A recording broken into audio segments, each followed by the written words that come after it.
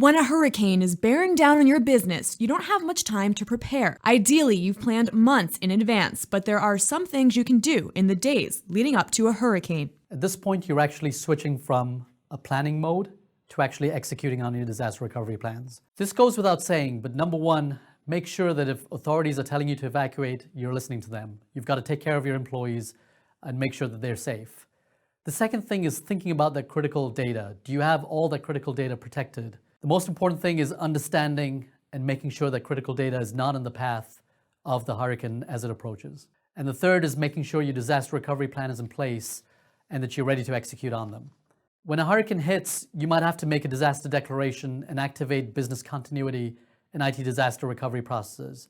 The key thing there is making sure that you decide quickly, and when you're ready, you execute your disaster recovery plans to limit the impact of business downtime and data loss. This typically involves failing over your IT systems and applications to your disaster recovery site. That could be an internal location, a secondary data center, or it could be at a service provider. The success of that failover really depends on how prepared you are, how well your plans have been put in place, and how efficiently you're able to execute on those plans. When a hurricane is just days away, there's only so much you can do.